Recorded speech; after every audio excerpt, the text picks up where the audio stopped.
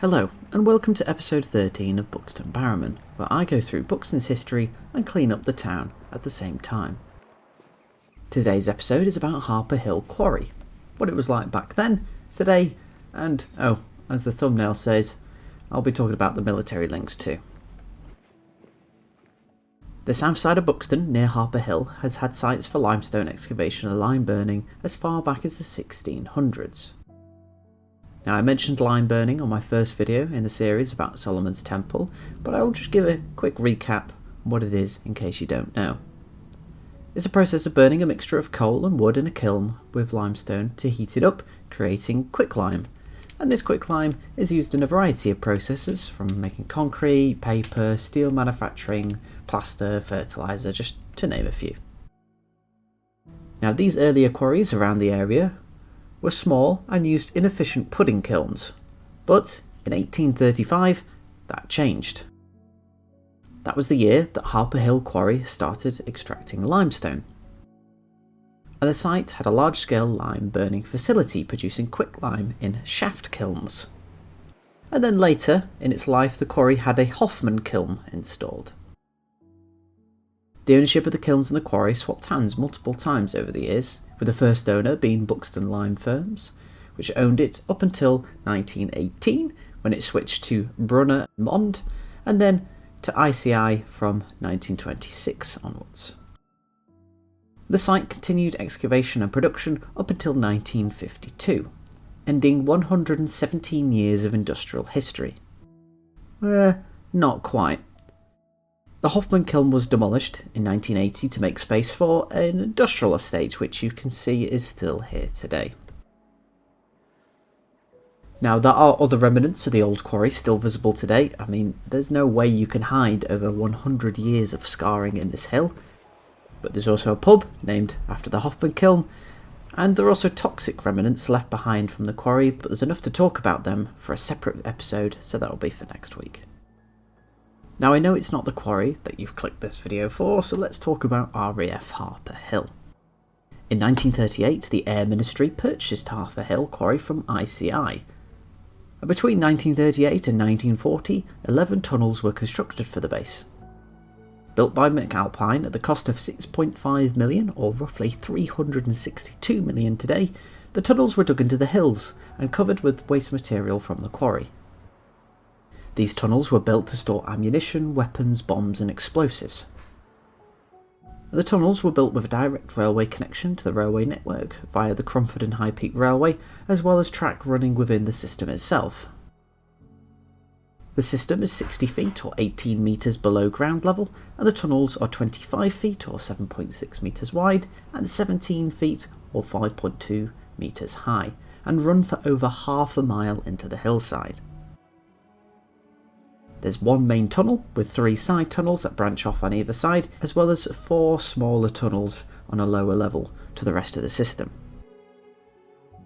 And during World War II, Harpur Hill was the largest weapons storage depot in the country. And of course, a site so large and being so top secret, it had to have its own barracks. It was built nearby, on roads named after great RAF heroes such as Nettleton, Trenchard and Tedder. The barracks later moved down the hill after the war. Also after the war, the site still served the RAF well as a bomb disposal station. The unit RAF UXO was stationed at Harpur Hill, and the site was known in the RAF as being an X station, which is a pretty cool name. It was used to store and disarm captured German explosives, which included the V-rocket warheads. Mustard gas and phosphane was also disposed of at the site by burning them with bleach on the hillside, which, as you could probably guess, wasn't great news for the local environment, killing off much of the surrounding vegetation. The RAF site also had its own mountain rescue services, which was fully integrated into the site in May of 1945.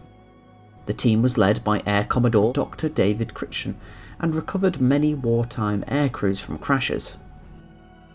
Our local area, with the moors essentially being flat-topped mountains often covered in bad weather, meant that over 250 air crashes were reported nearby during the war. A famous one that the team at RAF Harpur Hill were called out to was the site of the crashed super fortress upon Buckley back in 1948. The RAF base closed down in 1961, and after that a company called Rington Nurseries bought the property in 1964 and used the site as a mushroom farm for over 10 years. Sadly, the rubble from the demolished Empire Hotel in Buxton was used to fill in sections of the tunnel once they had closed. It traded hands a few times, being used by a local businessman to store cheese and alcohol, and eventually the site got sold to a few logistics companies, and that had led to the owner nowadays being GXO. For the most part, that is, as the top secret attitudes and law of this place is still being upheld by the Health and Safety Laboratory, who own a vast proportion of land, including some sections of the tunnels and most of the RAF site. The HSE actually started life on site before the RAF base as the Safety in Mines Research Establishment back in 1924, and has eventually grown into a fully dedicated lab facility for everything the UK needs testing. The site has many underground chemical stores, explosive test sites, and even a tube train after the events of 7/7. Anything that the government needs testing has likely gone through here. Within the HSE site, nearby the Buxton Raceway, is one of the only surviving buildings from the RAF site, as well as loads of bunkers and pillboxes scattered on the hillside. GXO also has the old railway entrance as a loading bay, suggesting that their warehouse is connected to the start of the tunnel links. And the oldest barracks, only the road names haven't changed, and the newer one did have a new life as a college campus from 1965 to 1998, and now is just a bunch of new builds. Harpur Hill was also cloned in Llanberis in Wales. However, they added an extra upper floor to their bunker, which was inadequately designed and subsequently collapsed, allowing these two idiots, one being me, inside. But it gives you a good look into what Harpur Hill might have been like.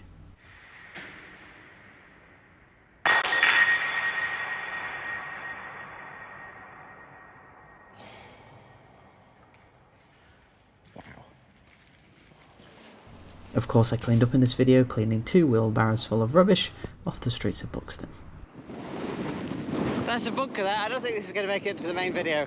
This is a day after I recorded the rest of the Harpur Hill video. But weather in Buxton's ridiculous. There's going to be another video in this weather as well, which is going to be fun. But